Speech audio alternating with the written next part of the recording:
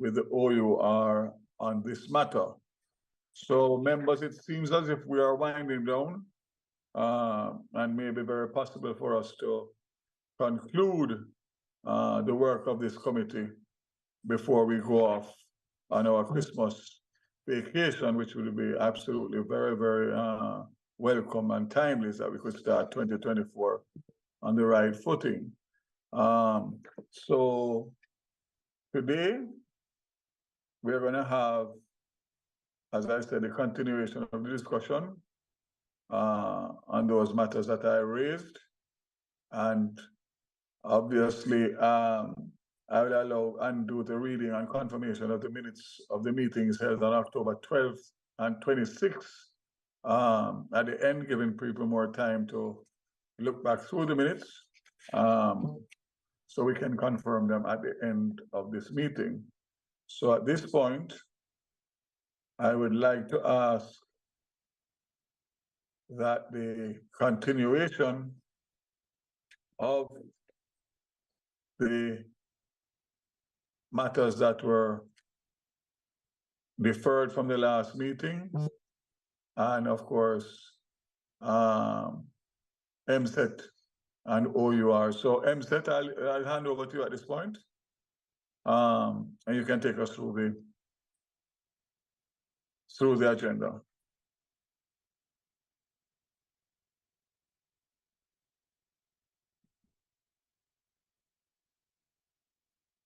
Chairman, just to indicate that the Consumer Affairs Commission is online.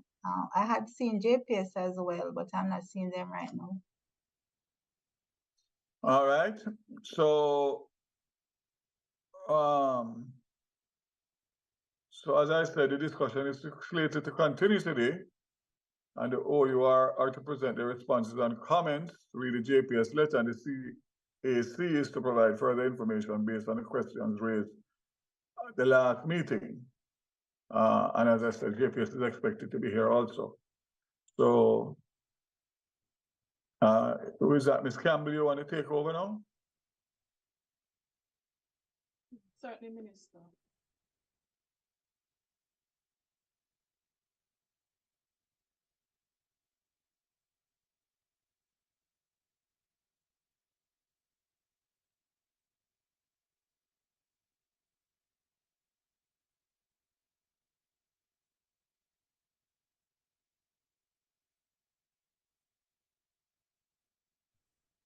Not hearing you.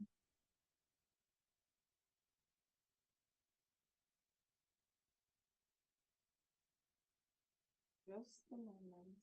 I'm trying to find my camera.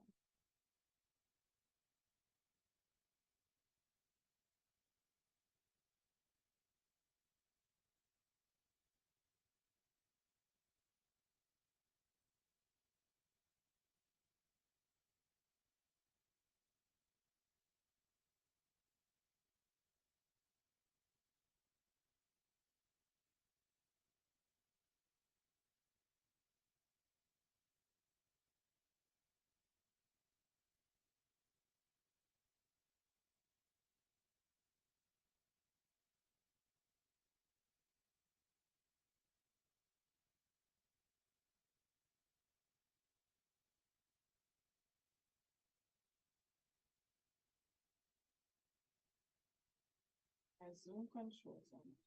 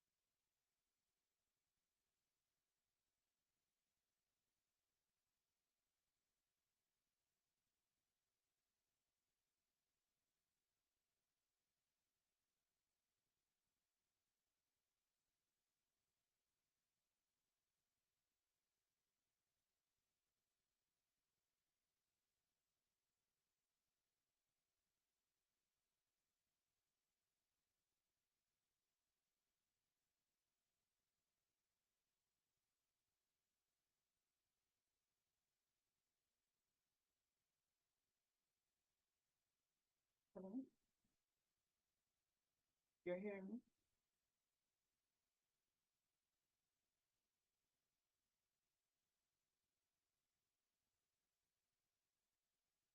There's nothing on the screen. We are getting through, Miss Campbell. What are you seeing? I've lost my Zoom controls.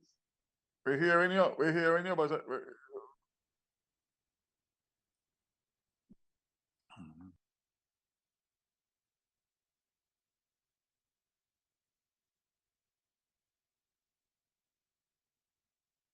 Oh my goodness.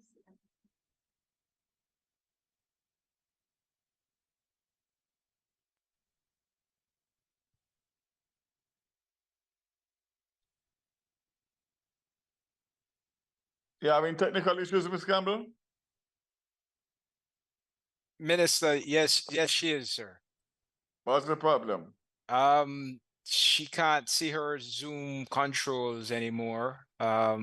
And a while ago we weren't hearing her, but no, we're hearing her. And so she's probably gonna restart and try and see if she can come back on. Very good. Mm.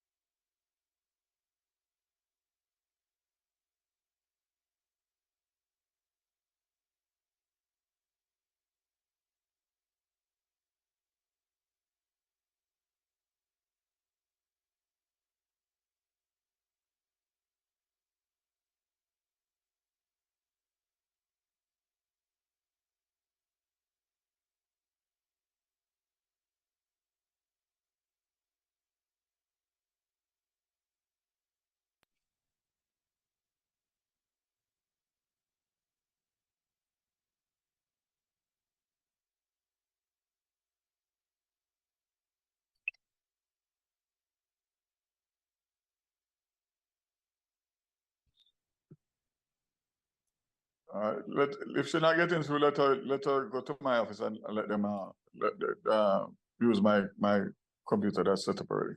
Okay. I'll let her know.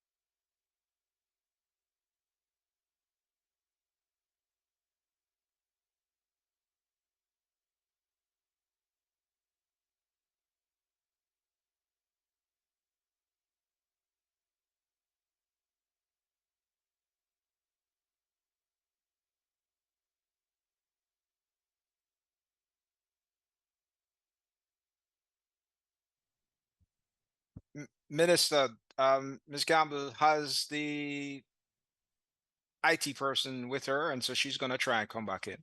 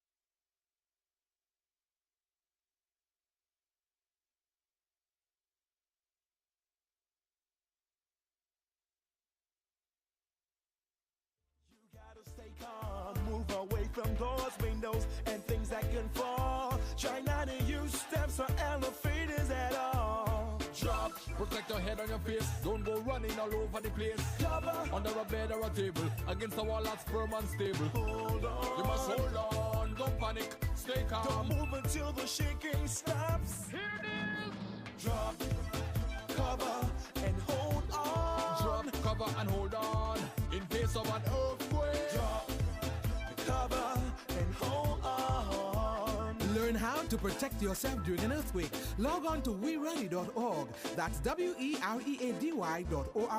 for more information.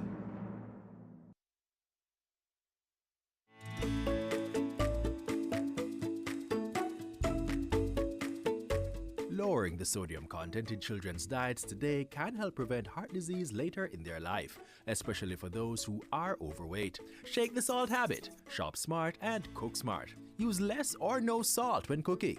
Try using fresh herbs and seasonings to add more flavor. Limit the consumption of salty snacks. Take the time to carefully read the nutrition labels on food products to identify those high in salt and choose the healthier options. Remember, no more than 2 grams of salt per day from all food sources for children under 11 years of age.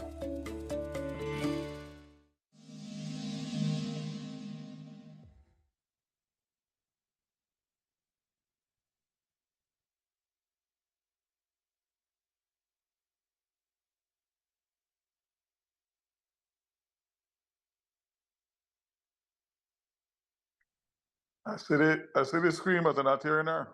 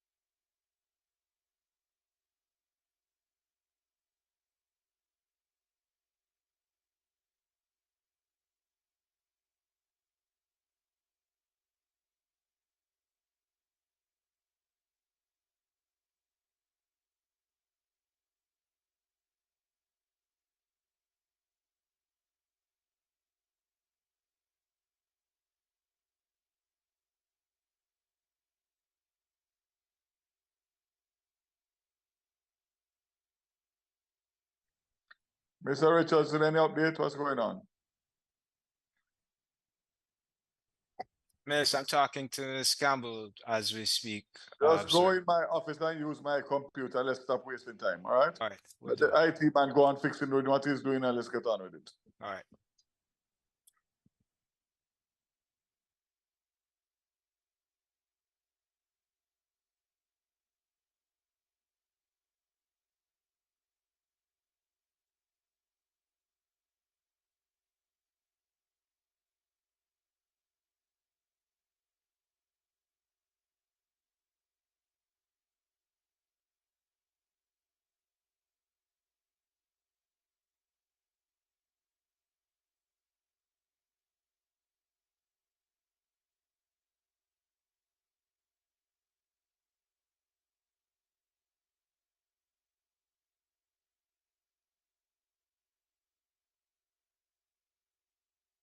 Digital environment where information is easily accessed and opportunities are limitless. An age to think big, to innovate and lead. But beware, the digital space has its challenges. Manage your digital self carefully because your digital footprint follows you wherever you go. The Broadcasting Commission, your partner for a new day. Jamaica and its workforce are advancing quickly. Life-changing opportunities are arising. You need training and support. We are the Renewed Heart NSTA Trust, committed to providing new and emerging skills training and opportunities. Come to Heart. We'll help you claim your place in the workforce of the future.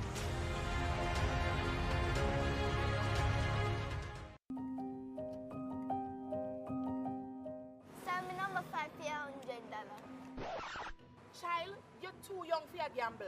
And me, you want to get in a trouble? Go on home. Underage gambling is illegal.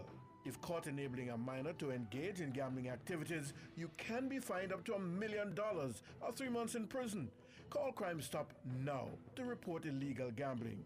You don't have to give your name. A message from the Betting, Gaming and Lotteries Commission. Hi, I'm Deandra Morrison, and welcome to this week's episode of the Ministry of National Security's Journey with Project Rock. As you can see, today we're at the Monique Police Station in the cool hills of St. Anne. The district of Monique is known for its Silver Lake, farming, and is home to the Jamaica Defense Force military base.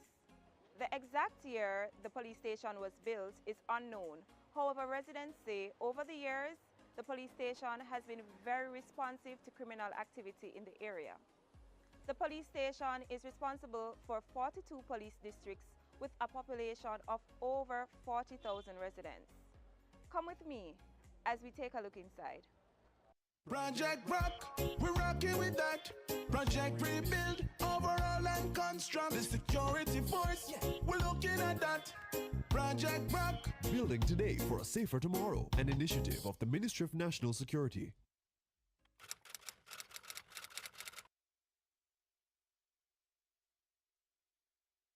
The Monique Police Station underwent extensive roof repairs, replacement of floorboards, windows, and the addition of a perimeter fencing. Officers also now enjoy more comfortable barrack rooms.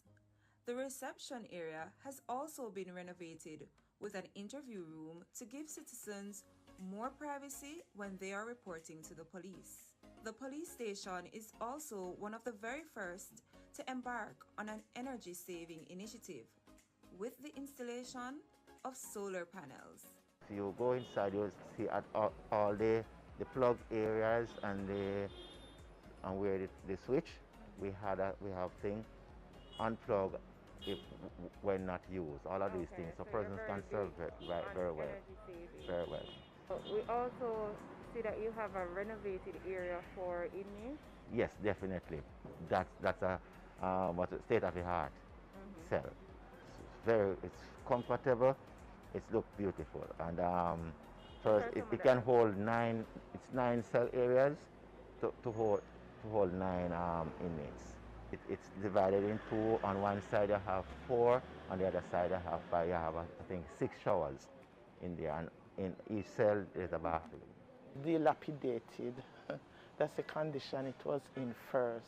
It needed painting, and it could not facilitate much, and a lot of things. The upstairs wasn't like this, and they needed furniture, and even the outside here was a sore eye, to be honest.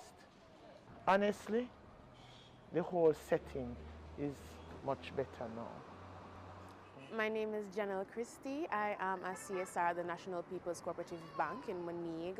I've been living in Monique for over 20 years. I've been a member of the Monique Police Youth Club for over 5 years, serving 3 years as president.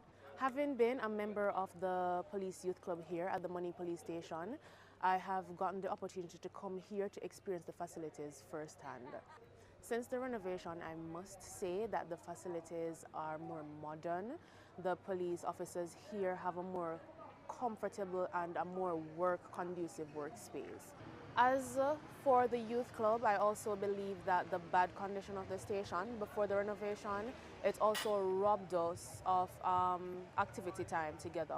When we would come here on a Saturday, we had to be careful of how we walk on the floors. We could not do our games night activities because you would have a mess falling on the officers downstairs. I remember coming here once for meeting, casually walking upstairs, and next thing I know, my leg was right through the floor downstairs.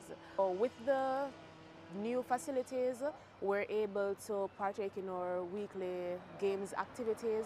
We're able to have our own private space. We can host our meetings without disturbing the officers. I must say that this is a very good and appreciated initiative by the Ministry of National Security to have the station renovated, as it provides a better work environment, a more conducive work environment for both the officers and by extension the members of the policing community which they serve.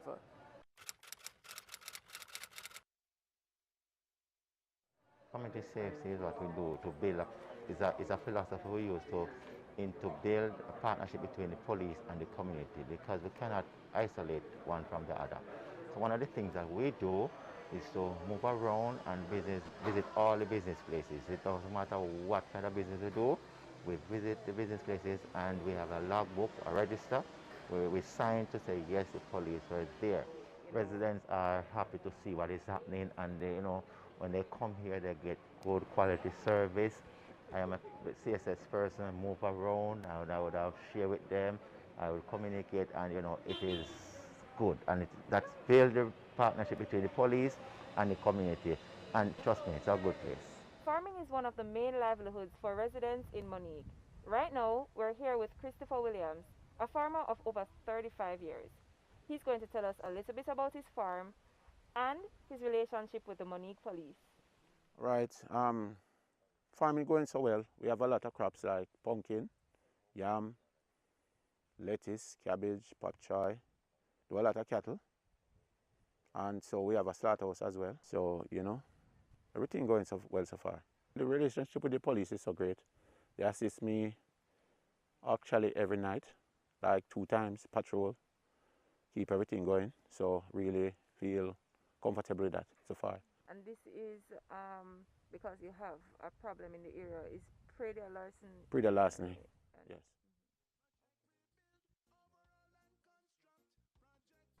And there you have it, another police station upgraded to benefit both officers and residents. Comment below and tell us which police station you think we should visit next. I'm Deandra Morrison. Tune in next time for Journey with Project Rock. Project Rock. Building today for a safer tomorrow, an initiative of the Ministry of National Security. This inflation thing is a really big deal. It affects everything. Inflation determines what your money can do. So whether you're running the government, running a business, or running your household, you can't plan properly or plan for long unless inflation is low, stable, and predictable. We need a little inflation to encourage production and growth. But inflation is like your blood pressure. Can't be too high, can't be too low. Inflation is the real heartbeat of the economy. Consumers and investors feel secure. Yo, this is we're committed to reducing the impact of disasters occurring in Jamaica. We're ever ready to assist you before, during, and after a disaster. But everybody have a role to play, so make we work together and follow the plan. Whether rich or poor or where you come from, hurricanes affect everyone, so be prepared. Prevention is better than cure. Be prepared. Listen to ADPEM. A message from the Office of Disaster Preparedness and Emergency Management.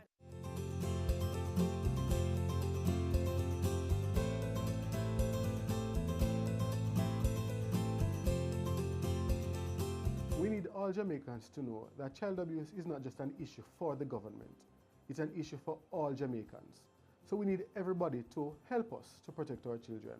If you know of a child who is being victimized, a child who is abused or neglected, just make that report so we can get that child the help they need. Calling or reporting is easy. All you have to do is remember to call 211. If you are an adult, if you're a child, if you are in church, in your community group, wherever you are, once you are aware there's a child who is in need of care and protection, just be the one and call 211.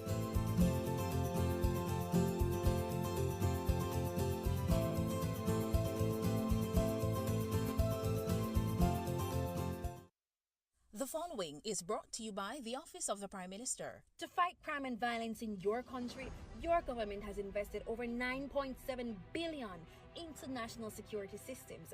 This includes the construction and renovation of dozens of police stations, the acquisition of critical security equipment such as patrol vessels and police vehicles, the recruitment and training of more police officers, and the build-out of the Jamaica Defense Force. Your government is investing in your safety. We are building Jamaica. The proceeding was brought to you by the Office of the Prime Minister.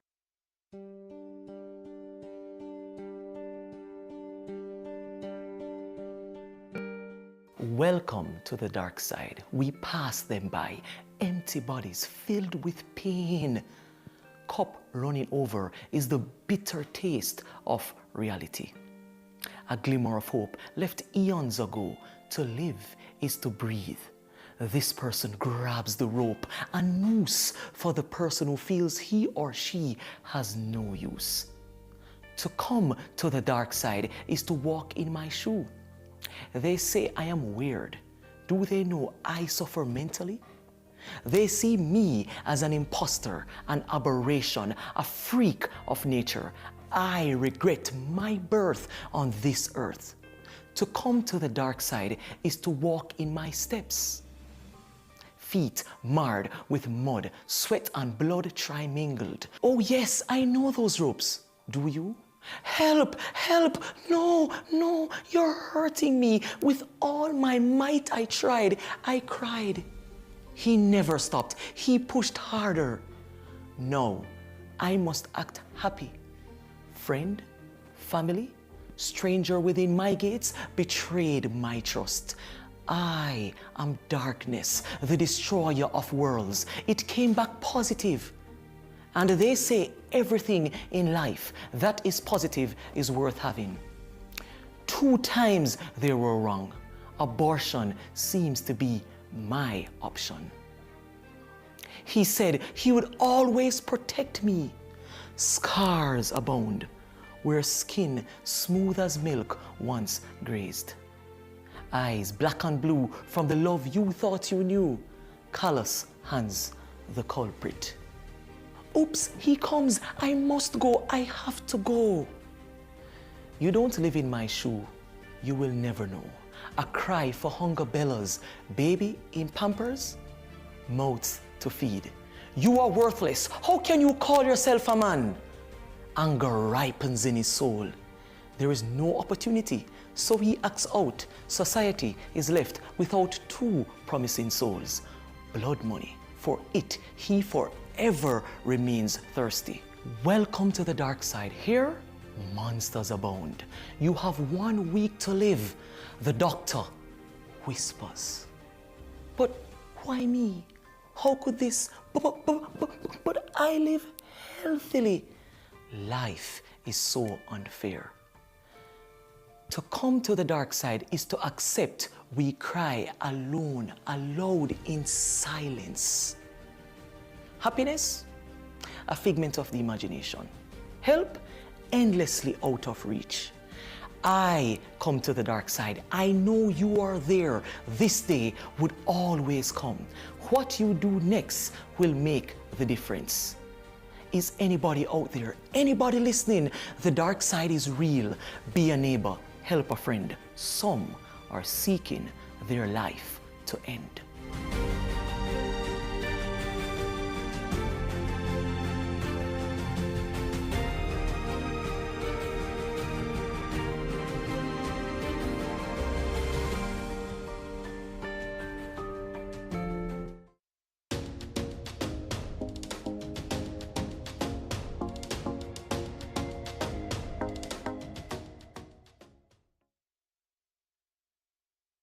The ministry has reviewed the JPS comment, and it is our view that the OUR's proposal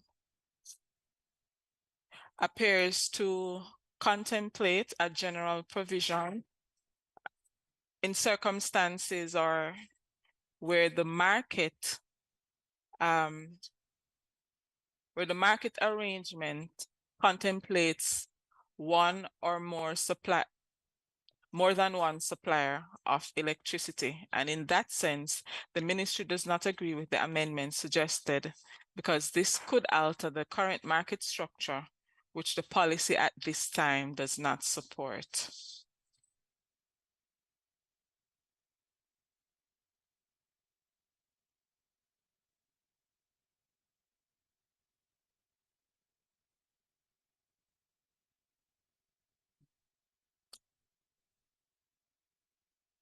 Chairman, should I stop here? This is the extent of the ministry's response to JPS comment.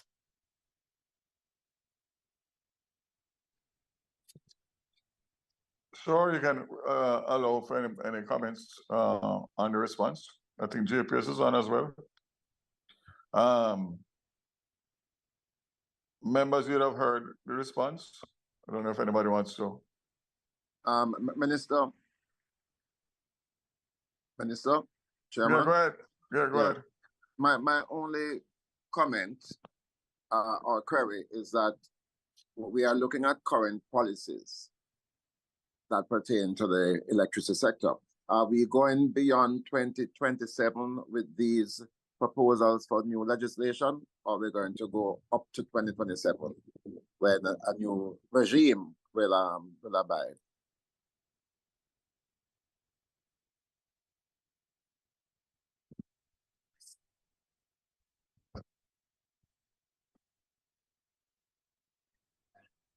From my own standpoint, hold on, let me get my camera 1 second.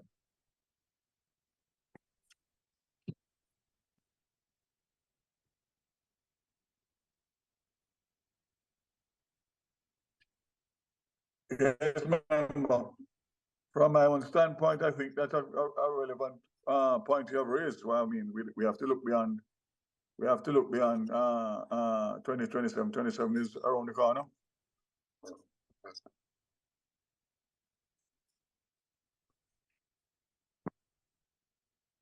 Ms. Campbell.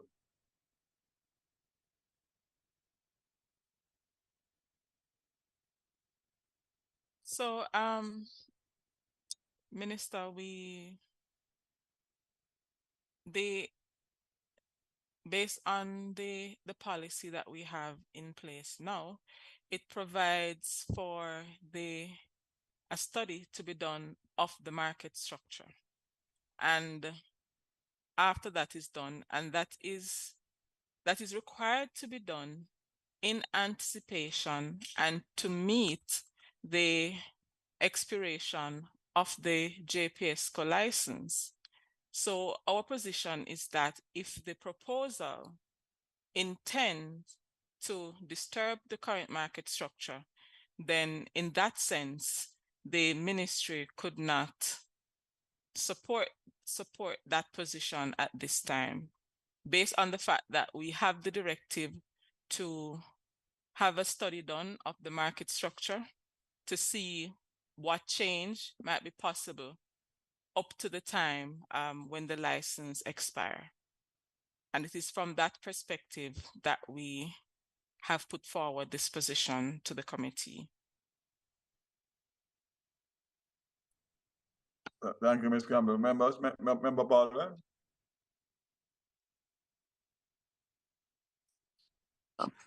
Could you just remind me, what is the timeline for this study to be completed? Before 2027. When will it start then, Ms. Campbell?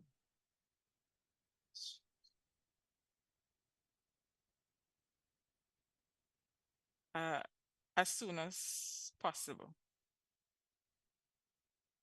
So that would require procurement in terms of going out for consultants, etc. That is so, Minister. That is so. You need to start now. Very well.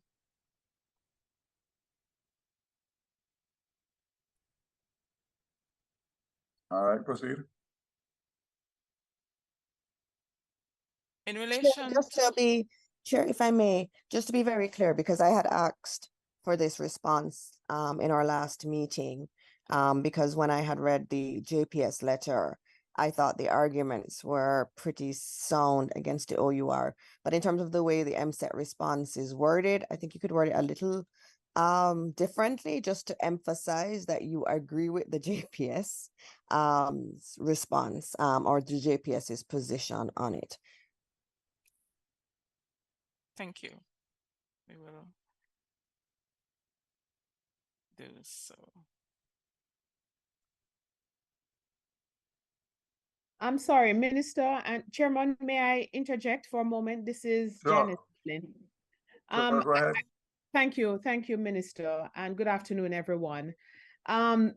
Ms. Campbell, you just mentioned with regard to the study, we're in 2023, and Member Paul had asked how long from now the study should be, the timeline on it, in order that it would inform us beyond 2027.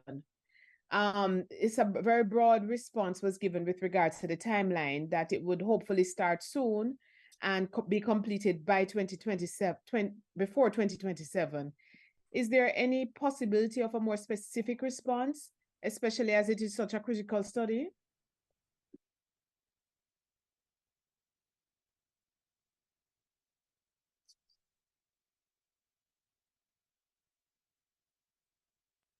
I am not sure if I was heard.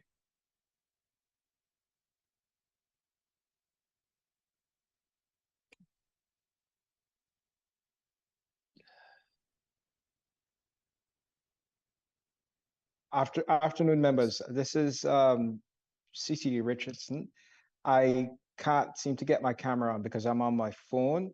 My apologies for that. So with regards to the study, it is something that the ministry is currently pursuing. We're looking to do our best to get timelines on it, but we have not been able to get those timelines just yet.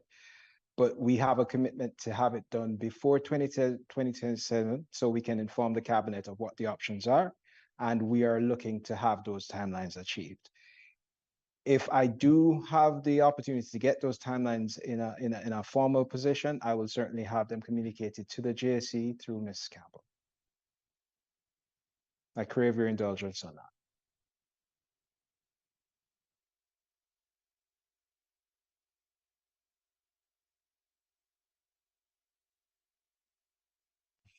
All right.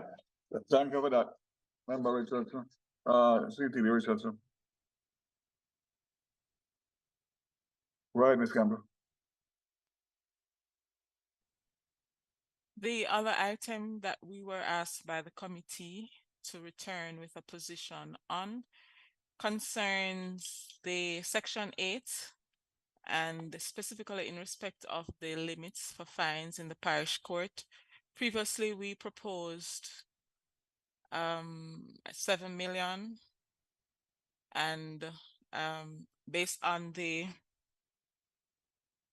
information supplied by the Legal Reform Department, we were asked to reconsider, and we also note the intervention by Ms. Eaton from the Office of the Parliamentary Counsel.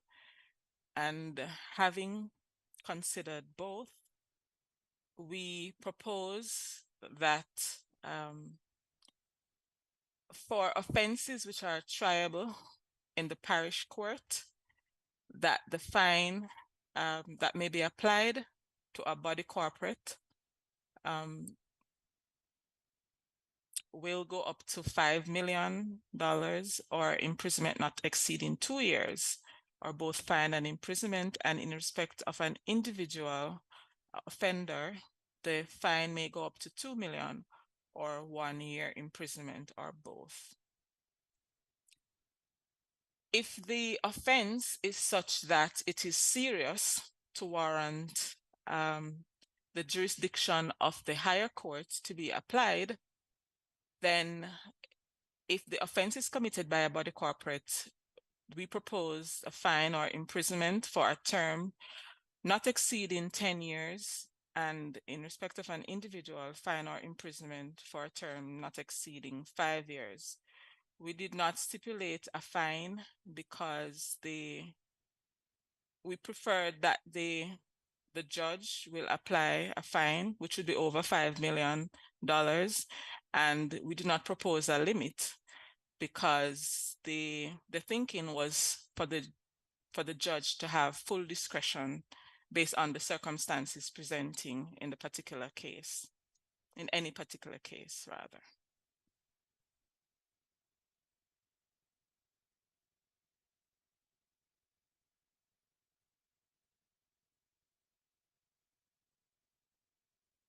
And the OPC may opine if it accords with, well, we didn't provide a draft sample, but in terms of the fines being proposed for the higher court, whether or not it accords with any standard or practice.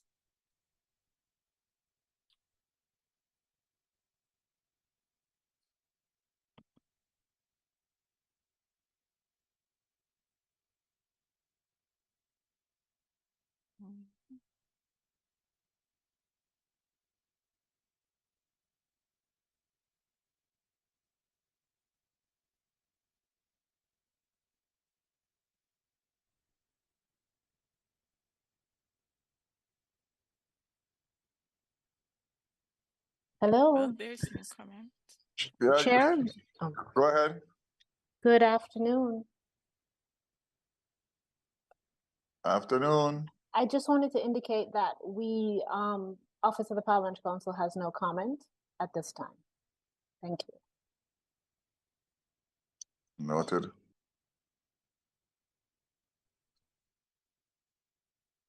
If I may then move on, Chair.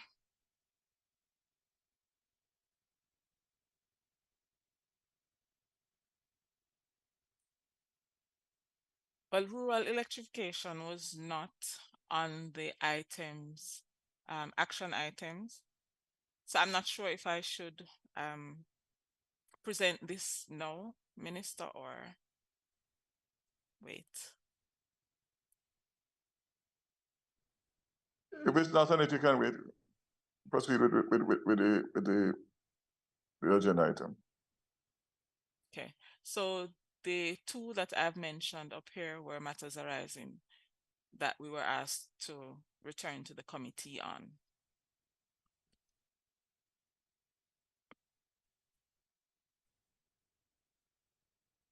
All right. Members, all okay with that?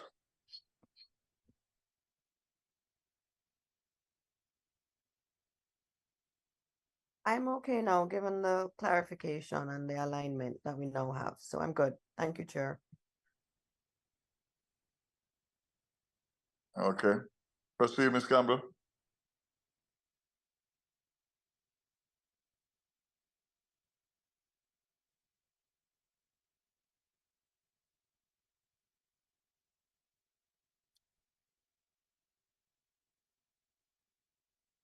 In relation to rural electrification, it is the ministry's position that the provisions outlined at section 52 should remain.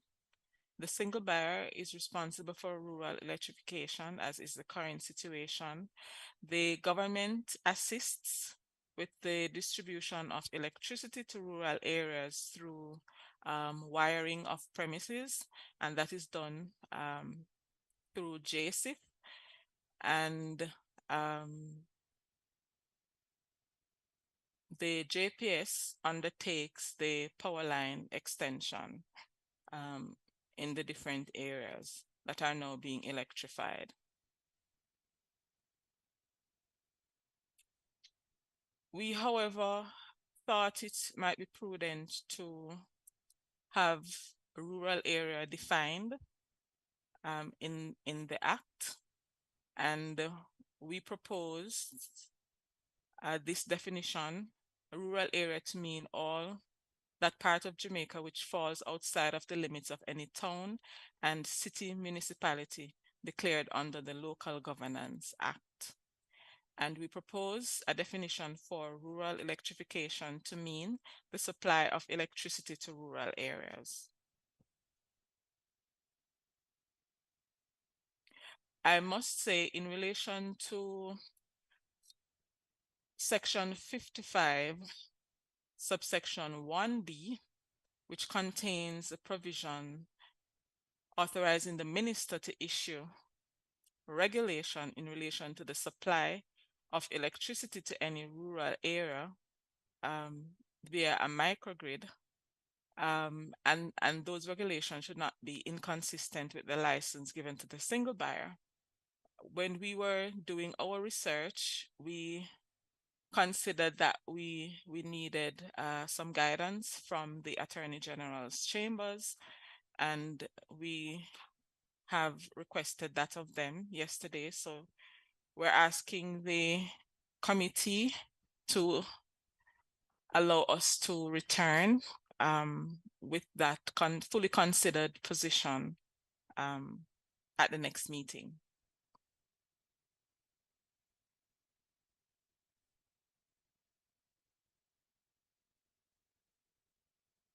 Noted.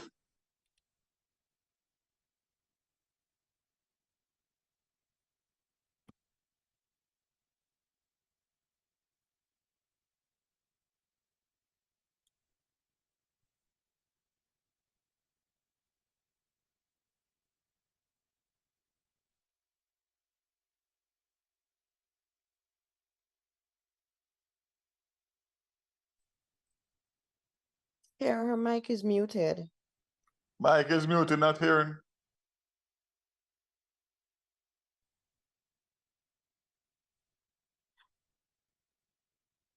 So in relation, there's another issue in relation to significant power outage. We received the comments from the OUR some moments before the meeting, so we weren't able to fully distill the contents thereof. And we're also asking for the committee to allow us to provide our comments at the next meeting.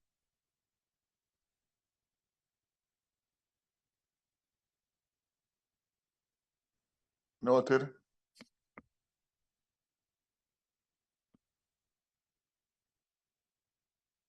So that is the extent of the matters from the ministry's side for today. We thank you.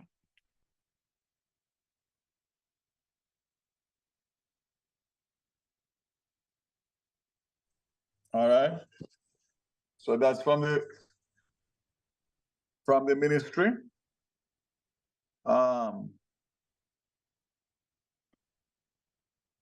All right, the proposal regarding significant power outage regarding additional time to conclude discussions with the OUR on this matter.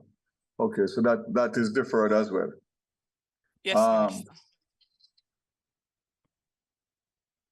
All right, so in relation to the two items that you asked to be deferred there. No. Those can be taken at the next meeting and concluded, right? They can be, Minister, even though we have no control over the AGC timeline, but The AGC? yes, in The respect of AGC, one of the matters. the AGC is online here now, so maybe they can give us some input.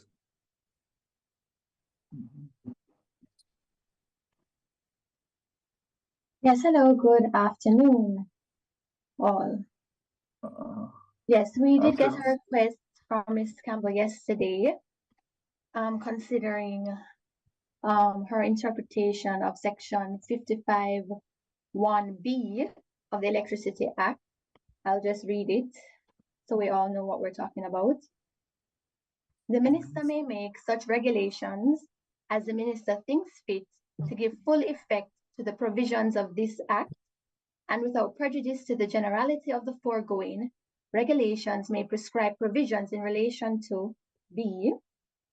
the supply of electricity for rural areas by the establishment of microgrids that are not inconsistent with the license held by the single buyer.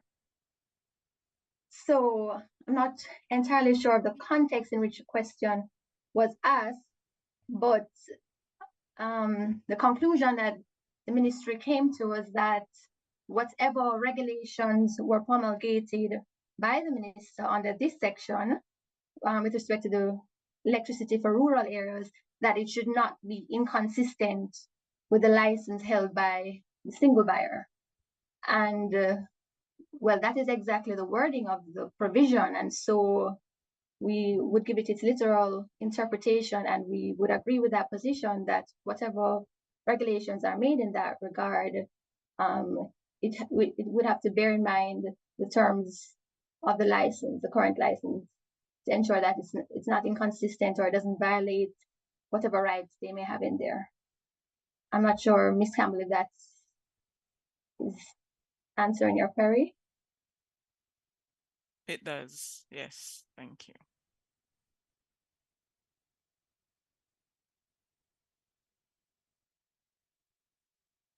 So I take it from the AGC that you'll communicate that in writing in response to the query from Ms. Campbell, so we can formalize it at the next meeting. Yes, Vanessa, that's fine. Very good, very good. Okay, so we have taken care of the two issues that were on the agenda for today. I wasn't on for the last two meetings, so I know we completed the matrix, and I know there's a proposal. Sorry, Chairman, yeah, I'm taking this consumer affairs issue and the OUR if they still intend to do their response to the JPS letter. Yes, yes.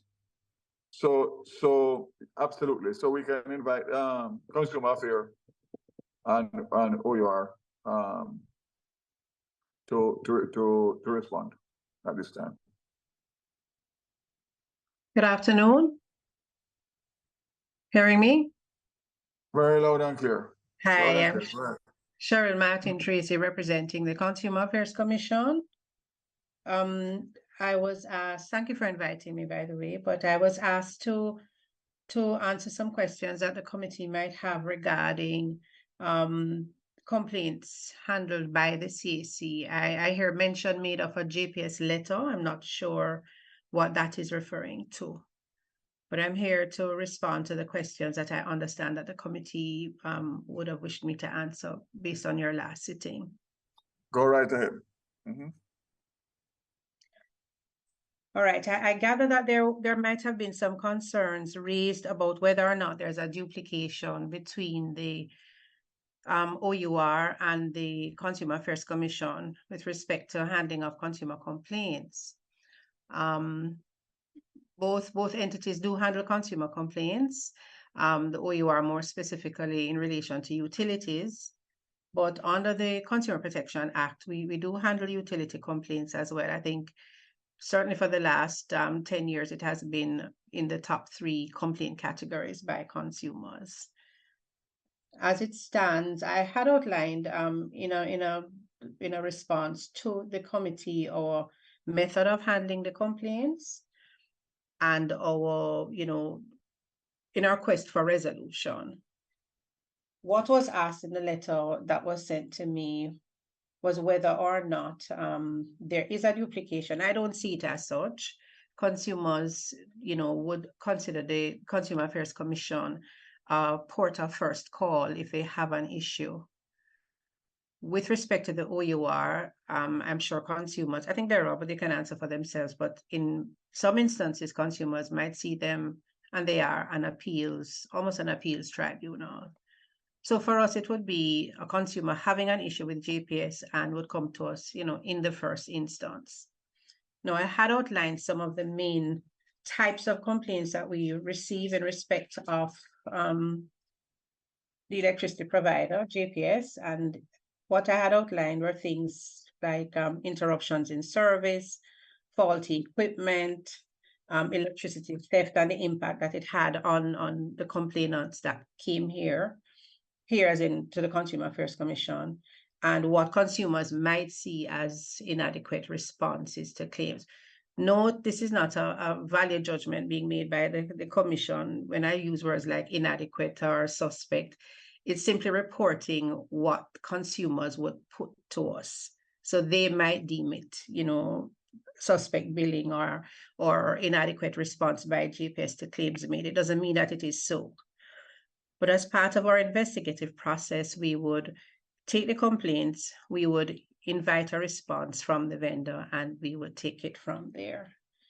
So far, well, when I did a cursory look at our database, we have around, this was going back to 2018, we have around close to 3,000 complaints in respect of JPS. For 2023, it would be what we have now on hand for 2023 to date would be 165, give or take one or two, complaints against the JPS, of which were resolved about 80%.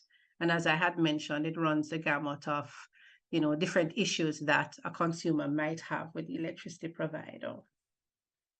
Mention was made as well. I think we were asked to comment on whether or not there was an MOU between the CAC and the OUR. We do have one. Hasn't functioned as we had intended for one reason or another. The latest version of the one I have in front of me is 2017. Of course, in those intervening years, we had a pandemic. But let me just say that the basis that MOU was established was for there to be greater cooperation between entities with respect to complaint handling. The CAC was supposed to share complaints with the OUR that we were unable to bring to a resolution. The OUR would also, should, as per this MOU, send complaints which were more of an individual type thing in nature. It hasn't quite worked out like that. We're also supposed to have quarterly meetings. We started those, but those kind of waned. So I think this is an opportune time for us to reestablish those connections. But we do work well together as two public sector entities. But suffice it to say, this is my opinion, that the CAC perhaps has should I say, a friendlier face, maybe. So we do find that people are not as intimidated. That's what I should say. Not as intimidated coming to the CAC as opposed to going to the ministry or anywhere else. And at the end of the day, we exist to resolve consumer disputes in the best way possible. And suffice to say, we have had a fair measure of success. Any questions? Members?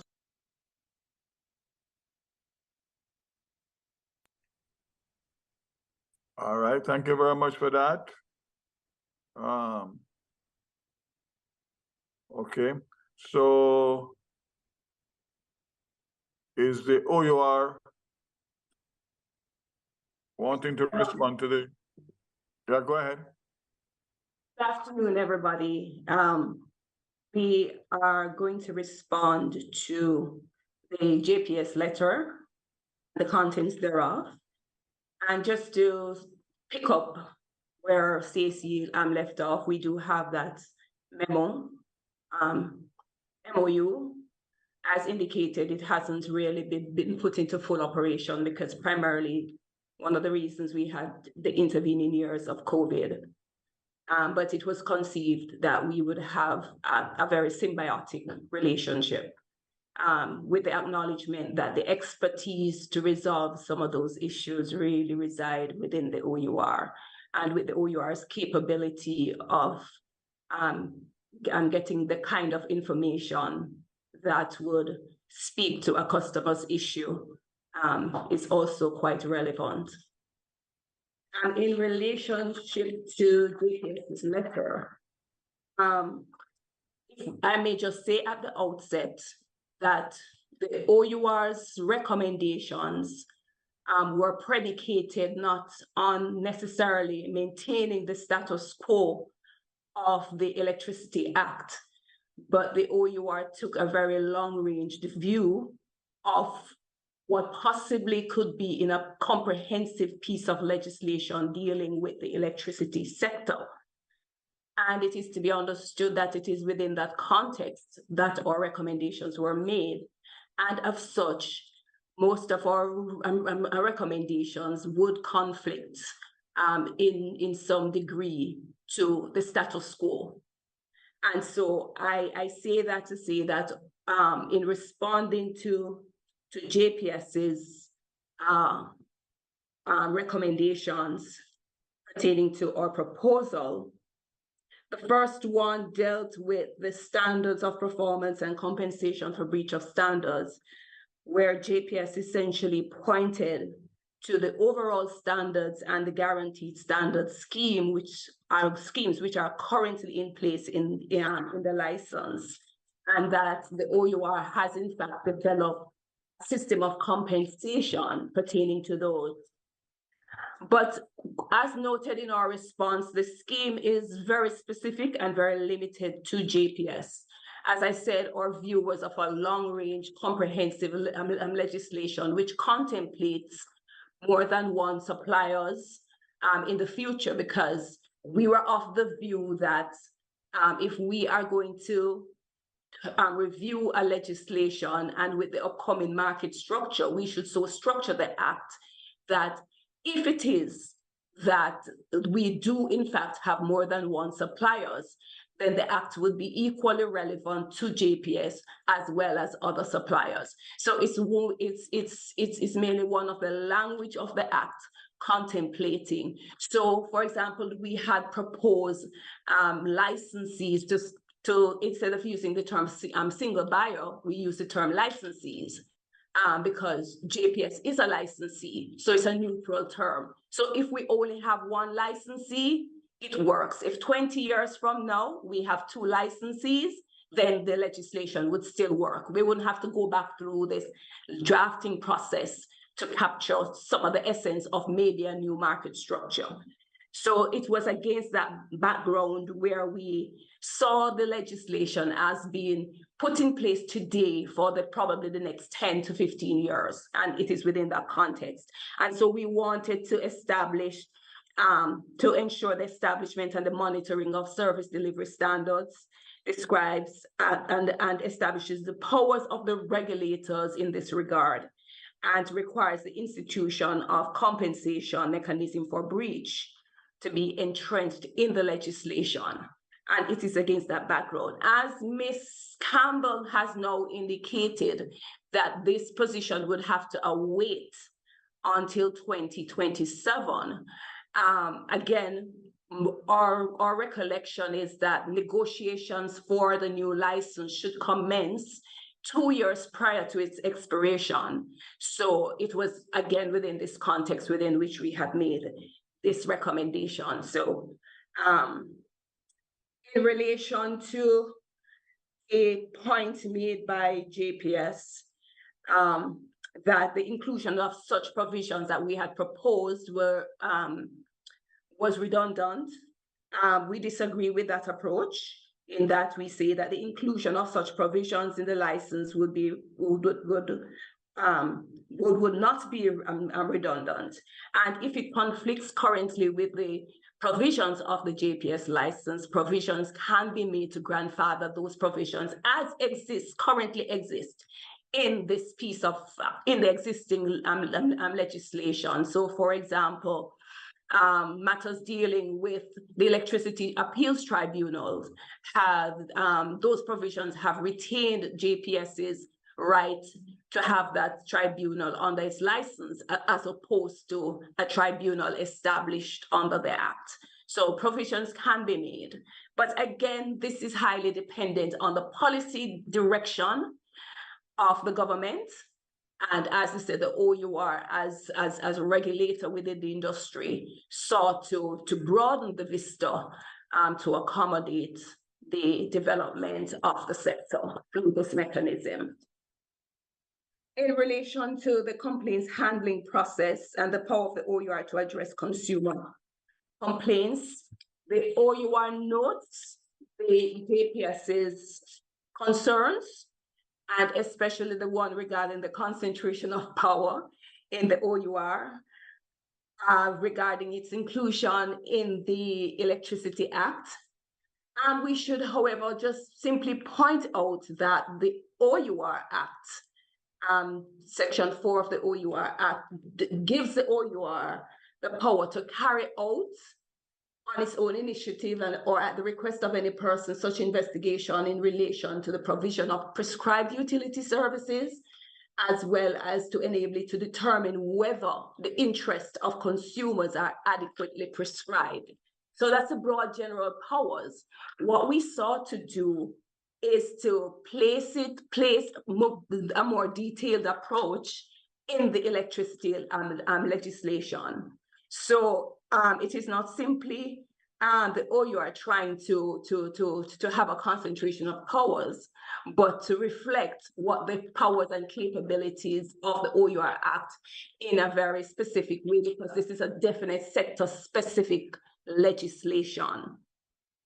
So the power to direct the payment of compensation by a licensee found in breach, the opportunity for an appeal by JPS to the appeals tribunal. So for example, we were saying that we should be able to indicate the levels of compensation, because oftentimes we know that there are persons who can't afford the court system, and it would make sense for them to actually go to the court system. And so as part of a more comprehensive mandate to ensure that the interests of customers are being met, the OUR thought it necessary to propose this amendment, and the tribunal and the courts will operate as a check and balance against the decisions of the OUR, because as JPS rightly points out, that JPS can either appeal to the tribunal or to the court of law regarding any decision whatsoever that the OUR would have made and to which it feels that it is aggrieved pertaining to that decision. So again, there is a check and balance built in the system to ensure that the OUR does not abuse its power and that the OUR is subject to judicial review, as we would say. So also, in relation to that, we have the enforcement of directives currently.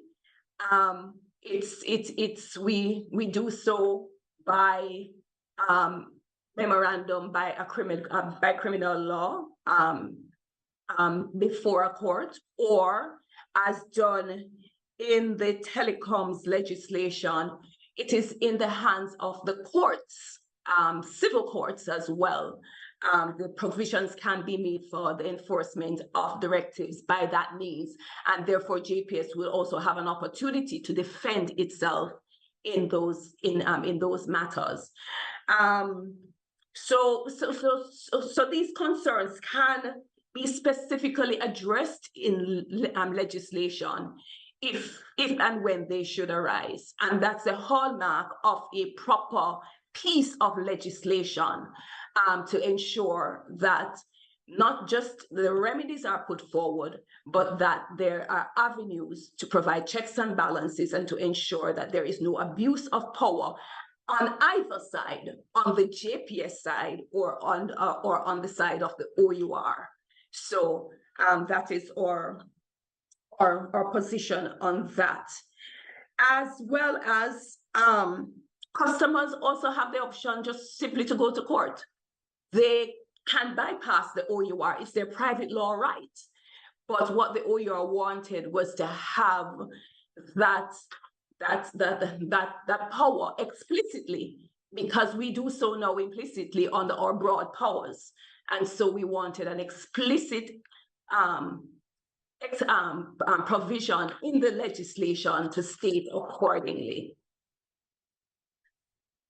JPS indicated that the treatments of awards made by the OUR to customers would be inherently problematic, in that a dissatisfied customer would likely to seek judicial review of the OUR's decision, etc.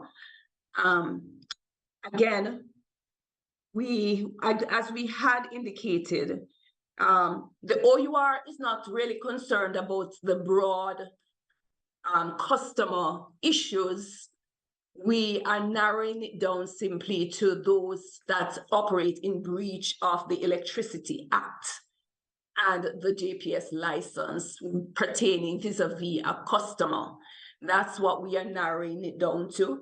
And we had indicated that we do have the expertise to deal with those matters, and that the MOU, if we need to pass things on to the CAC, we can do so. And we sought to have a good working relationship. In relation to JPS's final points, in summary, that the inclusion of the OUR's functions in the Act is a duplication. And as well as I think the committee had indicated, had asked that question. Again, we had stated then, and we also reinforce it now, that when you look at international best practice, when you're looking at a comprehensive piece of legislation for a particular sector, it is always recommended by legislative drafters, or that the legislation have all the provisions relative to that sector or area in one place, whether it is by incorporation by reference or incorporation by an explicit provision within that piece of legislation. As indicated prior to now, the OUR we have had the experience of persons, number of investors, number of potential persons doing research coming to us. And the ease of doing business is to say this piece of legislation, as far as it deals with economic regulation, resides within economic and technical regulations outside of the environmental, which is quite different, subject area, to reside in a single piece of legislation, including the regulator's powers specific to that sector. So it is within that context of best practice that we made that recommendation. So it is therefore up to the committee to really decide whether or not they accept that position, or they are willing to accept a piecemeal where persons have to go to the OUR Act, and if that Act is amended, then they have to look at the amendment to the OUR Act to see what really the powers are, or whether it is like in the telecoms legislation, somebody can just pick up that single piece of legislation and examine it and say, okay, this is where the powers of the OUR reside. So I think that in summary is our response to the JPS. And just on a final point where JPS made the point that because the appeals have declined, and that is why we are seeking now to have this recommendation. Actually, this recommendation was made again based off a long-range view of a very broad sector that could accommodate whether it was a single buyer or multiple licensees. And so the increase or decline in appeals has no bearing on our consumer protection proposal. That proposal was formulated even prior to the review of the current review of this act, because that's how the OUR operates. We survey the industry, and we think about what it is that we would wish to see in the industry, and to develop such a critical aspect and driver of the economy, such as the electricity sector. So that is our stance there. We recognize that there are challenges, for example, with equipment damage, which is not addressed anywhere.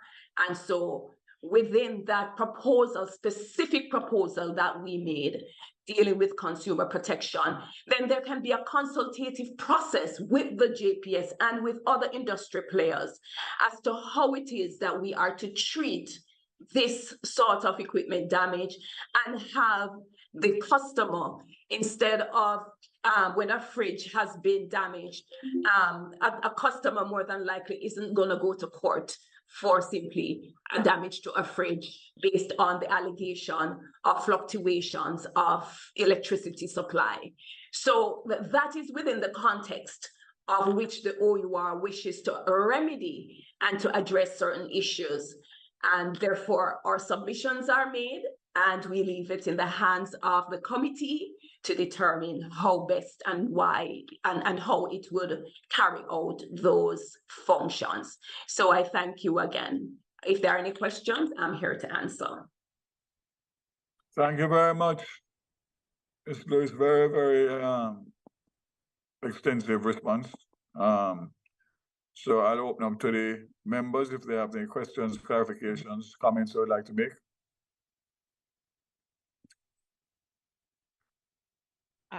Chairman, I had raised my hand. Not sure if you saw. Go ahead. Thank you. Thank you very much, Ms. Lewis, for that very, as the minister says, comprehensive response to the points that were raised throughout, and in particular to the JPS.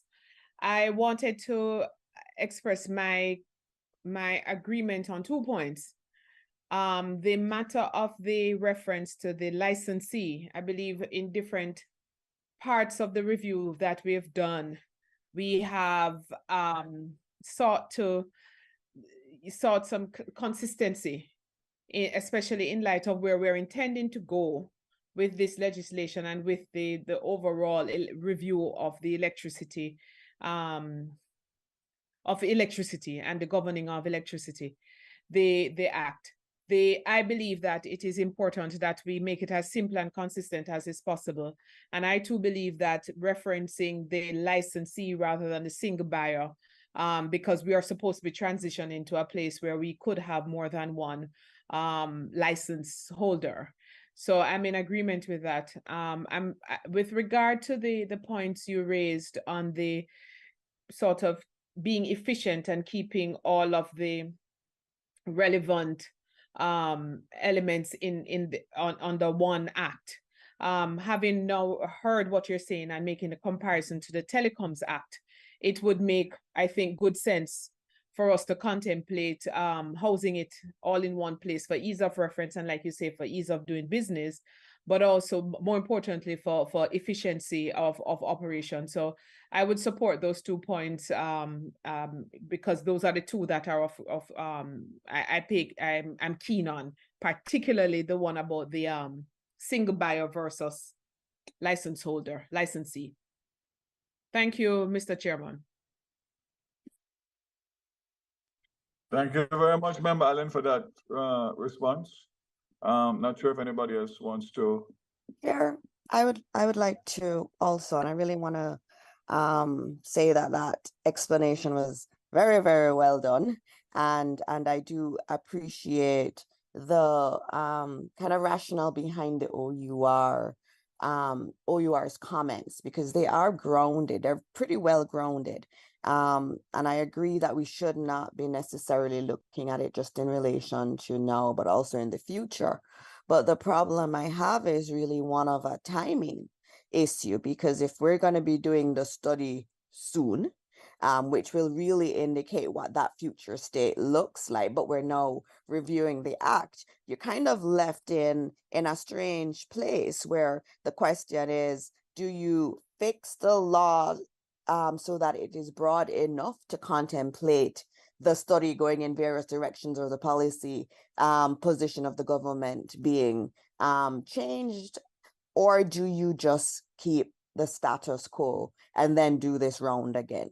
And I'm probably surprisingly on the side of the OUR on this one, in terms of trying to have the legislation be broad to contemplate a possible change in the regime, without it being kind of in violation or in contravention of anything that is existing in the status quo state. So that's really my view, Chair, on this.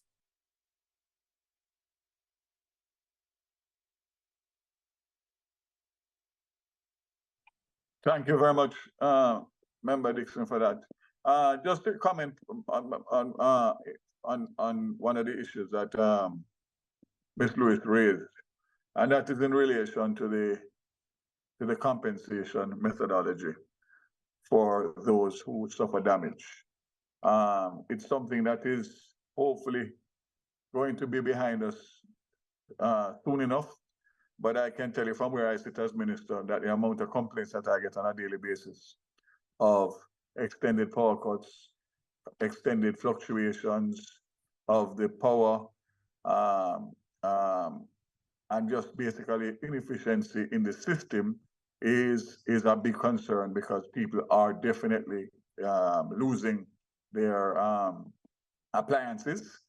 And as you rightly said, the system that exists now is a long drawn out process with no results for the consumer. So that's something that definitely there has to be a better way. Right now, the onus is on the customer to supply all the information and loads of paperwork, and at the end of the day, basically the response from JPS is that there's no proof that it's their fault. And there's a lot of persons, especially small people, rural people, around the country that are experiencing that. So I'm hopeful that something will be put in place to make sure that we can have a more transparent process and a more expeditious process in relation to the reporting of these instances and the resolution of the instances. So, Ms. Lewis, I want you to keep that in your mind, the back of your mind. No, Minister. It's a huge problem for a lot of small people. Not to mention that it doesn't have to big people as well, but obviously the small people who hurt badly. All right, so I guess that takes us now to the OUR. So basically, I think that, as I was saying before, that with the matrix completed, I know these items here, there is another meeting that is scheduled. What I'd like to get a kind of indication from Ms. Campbell is whether or not we are actually winding down and can actually conclude at the next meeting, or do we need to possibly have two more? There's a meeting that is proposed for Thursday, December the 7th at 2 p.m. And of course, that's winding into Christmas. So can you give me a kind of, I wasn't at the last two meetings, as I said, so I'm kind of a little bit behind. So can you give me a feel as to where we are?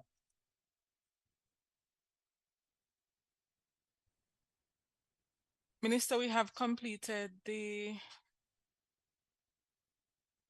general matrix, and we have completed the fuller matrix with the sectional provisions. And the only matter to my mind is the one pertaining to significant power outage, my apologies, versus major system failure that we have to address. And in that sense, I believe that the next meeting ought to be our last. Well, that's a lovely Christmas present and a birthday present for me. So I really hope so. So members, you have heard Ms. Campbell. So let's go to any other business. Any member would like to raise anything in relation to anything that transpired today or anything else that is of value and concern to the committee.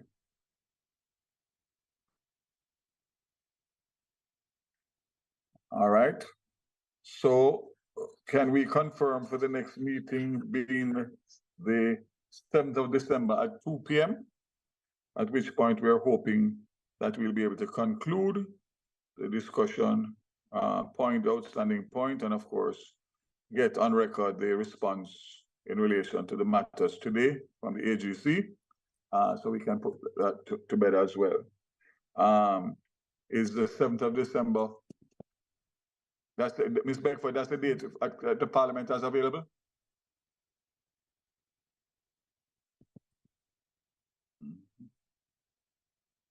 Ms. Beckford? Yeah, you must be muted. Anyway, I do see it on my brief, so I take it that the 7th of December at 2 p.m. will be the next meeting. Before we adjourn, I wasn't present at the meeting, so I can't propose our second. But can I have a confirmation of the minutes of the meetings held October 12th and October 26th? And of course, we already did matters arising from those minutes, which was the continuation of the response from the Consumer Affairs Commission and the review of JPS letter, the input from MSET and OUR. So with that said, if there's no corrections, amendments, can I get somebody to propose confirmation of the minutes of October 12th and 26th and a seconder? I believe I was in both of those, so I will move. Thank you, Member Dixon, and welcome officially to the committee. I forgot to welcome you because I wasn't. You welcomed me before. I welcome you before? Okay, I welcome you again. Ago. I welcome you again. All right. Yeah. Member Allen, can you second for me? I think Member Paulwell is in the same position as I am. I think he was present. That's correct. So Member Allen, can you do the honors for me? Yes, Minister. I second both minutes. I thank you so much for that. And I'm apologizing for the late start due to technical difficulties. But thankfully, it seems as if it was the instrument and not the system. So again, thank you very much. I'm back and I'm hoping that we will be able to conclude this matter on the 7th of December, which will be a very huge accomplishment, especially on the heels of the closing of this calendar year. And of course, 24 will allow us to obviously move on to other important matters. So again, thank you very, very much to all of you. Keep safe until I see you again. And Member Paul, you and I will talk. Okay, Chairman. God bless you all. Okay, Minister.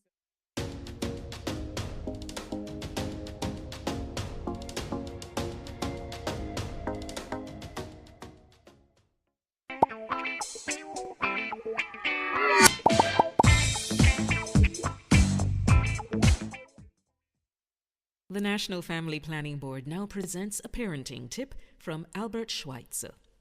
There are only 3 ways to teach a child. The first is by example. The second is by example. The third is by example.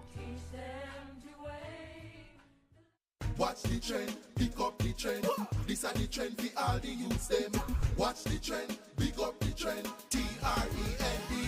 Big up the trend for education, teachers and the students. A fully bright future, yes, that are the new trend. Better governance, partner with the parents. Follow the big trend, elevate the youth them. Improve the schools, track performance, access and attendance. From infant, primary to university students. Turn up the skills training, full steam, we are getting. Follow the big trend, elevate the schools, yeah. Watch the trend, pick up the trend. This are the trend for all the youths them. Watch the trend, pick up the trend. TREND. For more technology, yes, and better planning, quality education, that's what should be trending. From principals to EOs, everybody winning. Follow the ministry, changing the system. Watch the trend, pick up the trend. This is Trend, Transforming Education for National Development, a program designed by the Ministry of Education and Youth to transform Jamaica's education system for a brighter tomorrow.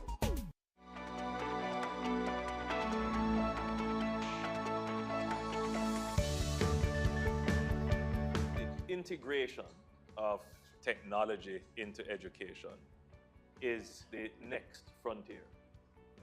There is a fear that somehow technology, with all its advancements in artificially developing intelligence, could replace or minimize the role of the teacher. That is absolutely not the case when it comes to education. It means that the teacher now has a more powerful tool with which they can exercise their duties. And of course, you know, it introduces new challenges into the classroom, right? But it also introduces greater opportunities for engagement. So we are very happy to see technology transforming education, particularly in areas where children did not have the accessibility.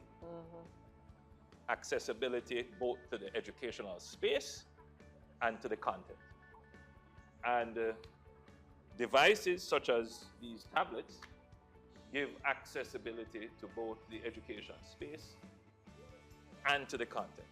So I'm very happy to see that content which was embedded in books are now digitized so that they can be easily accessible to persons who may be visually or hearing impaired, to persons who may learn differently.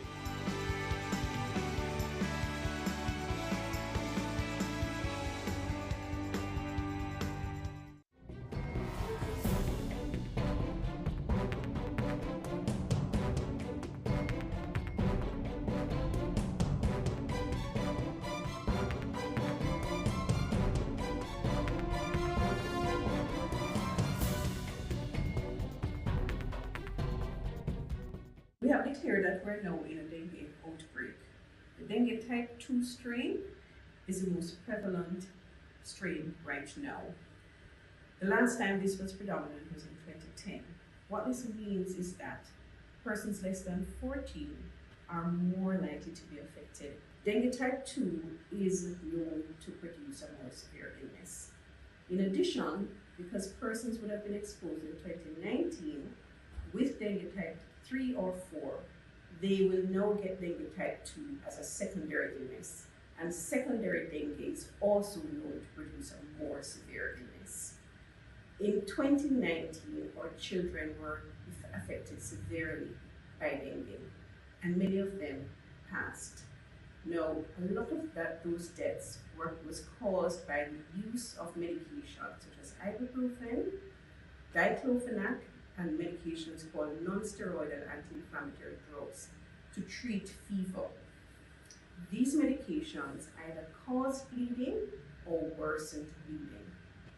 I'm asking all parents, please consult with your pharmacist. Use only medication like paracetamol or acetaminophen. Use tepid sponge to lower the fever, and if that works, then you don't have to go to medication. But again, I stress, avoid ibuprofen, avoid diclofenac or other non-steroidal anti-inflammatory drugs.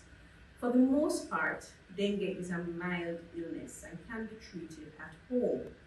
However, persons have to be aware of the warning signs that say that you're going to go on to severe dengue. Severe dengue tends to happen after the fever subsides and you have a persistent of not feeling well, in particular abdominal pain and vomiting. If this happens, then you must seek advice from your doctor. You must either visit the health center, your private practitioner, or the hospital. If your symptoms are severe, then you must go to the emergency room. I am asking that person to do not rush the emergency departments because the severe illnesses need to go to the emergency departments. And if we crowd the emergency departments, it will delay care, the time to care for these persons that really need to be there.